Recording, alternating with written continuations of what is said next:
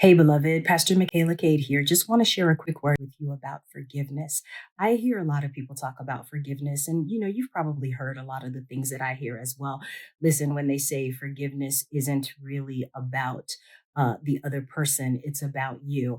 Well, I believe that that's true, but more importantly, I believe that forgiveness is about a relationship, and forgiveness comes about because of love.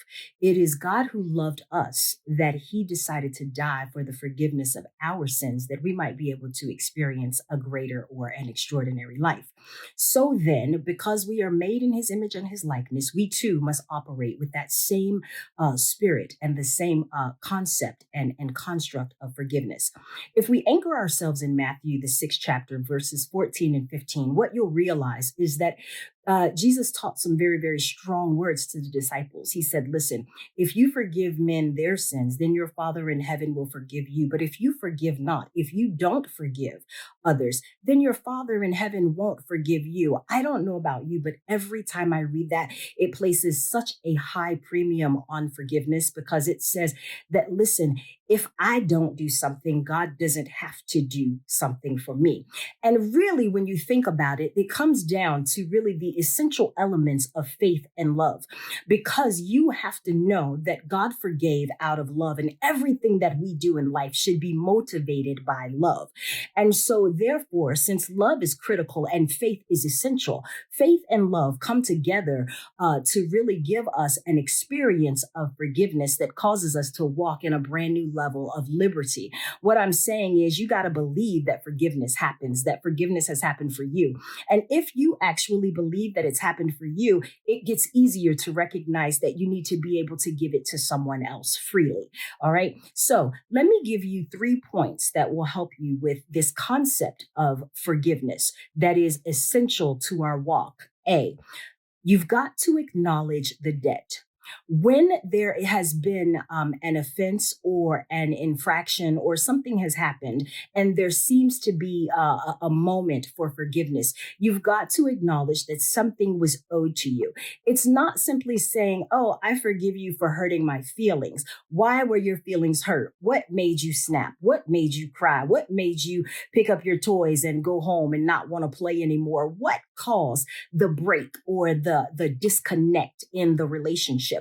I've got to be able to say what that is, identify it, name it, understand its value, and then recognize that the person that I'm holding accountable for that did not have the capacity to pay the debt.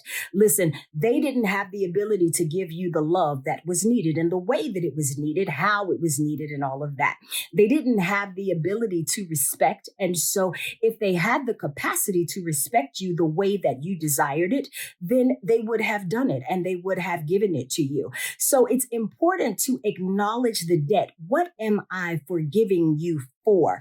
I'm not just saying, oh, I forgive you, don't worry about it, it's all going to be okay. Because if I do that, then I continue to open up the window or the door for those things to continue to happen again, and for me to continue to think that you were the source of my supply. So I've got to acknowledge the debt. And then that brings us to B. The reason I've got to acknowledge the debt and forgive you for it is because now I have to believe that God is the source of everything that I need. When I am looking at the the frailty of man, I begin to see just how good and marvelous and amazing God is.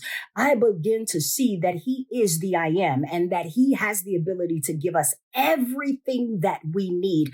And God tells us that I will supply everything you need. So when you're looking at someone and they fail to give you something and you're holding them accountable for paying that, what you're doing is actually making them the source of that thing, instead of going back and saying, wait a minute, God is the source of everything that I need. He promises that he will give everything to me without measure, as much and more than I can think or imagine. So you've got to acknowledge the debt. And then you say, you couldn't pay that. Hold up, God has it.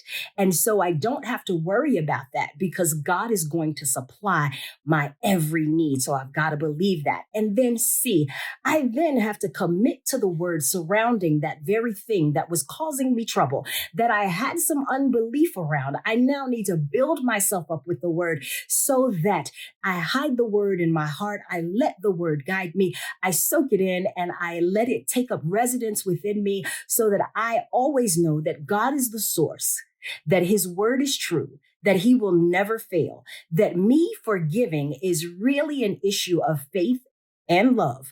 And because I have faith in God's ability to see to it that I miss nothing, and because I love everything that God created the same way he does, and I want to see reconciliation and redemption, I then commit myself to the word. So there you have it. The ABCs of forgiveness. A, acknowledge the debt. B, believe that God is the source. C, commit to studying and building yourself up in your most holy faith with the power of the word to cause you to stand strong.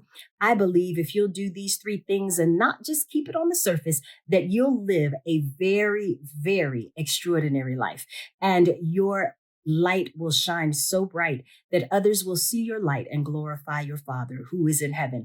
Listen, I am Pastor Michaela Cade, and I just wanted to share a quick word with you today. God bless you.